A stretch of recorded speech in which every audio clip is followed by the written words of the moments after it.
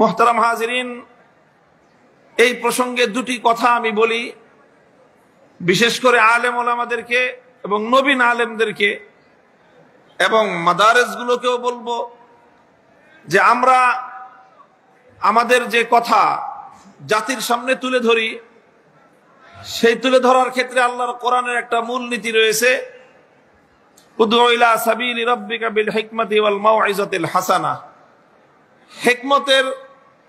হিকমতের সাথে মানুষের সামনে কথা তুলে ধরা, হিকমত অবলম্বন করা দরকার। হিকমত অর্থ সবসময় এটা নয় যে আমি শুধুমাত্র কৌশলে আমি নরম নরম কথাগুলো বলে গেলাম আর শক্ত কথাগুলি এড়ায় গেলাম, এর নাম হিকমত নয়। বরং হিকমতের অর্থ হলো যেই কথাটা যেইখানে যেইভাবে বলা প্রয়োজন সেই কথাটা সেইখানে সেইভাবে বলা। দারুল উলুম খুলনা এটা একটা কেন্দ্রীয় প্রতিষ্ঠান, এটা শুধু খুলনা শহরের জন্য নয়, এমনকি শুধু খুলনা বিভাগের জন্য নয়, বরং এই বৃহত্তর পদ্মার এই দক্ষিণাঞ্চলের বাংলাদেশের জন্য একটা কেন্দ্রীয় প্রতিষ্ঠান।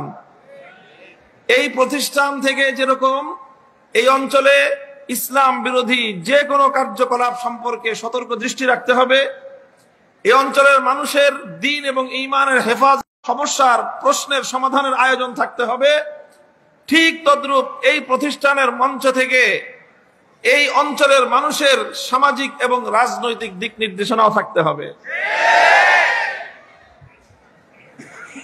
এই জন্য আমি সব জায়গায় যাই না, আমার পিছনে শাইখুল হাদিস আল্লামা আজিজুল হক রহমতুল্লাহ আলাইহির সম্পর্কের সিলমারা আছে।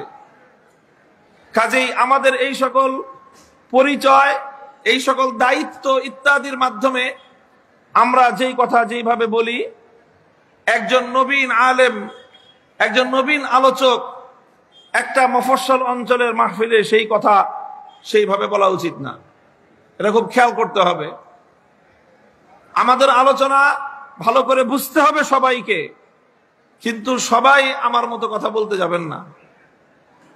বলতে হলে মুরব্বীদের পরামর্শ নিয়ে কে কোন কথাটা বলবে, কে কোন ভাবে কথা বলবে, এগুলো তাদের আন্ডারে, তাদের পরামর্শক্রমে, তাদের নির্দেশনায় দ্বীনী সর্বমুখী কার্যক্রম আমাদেরকে পরিচালনা করতে হবে।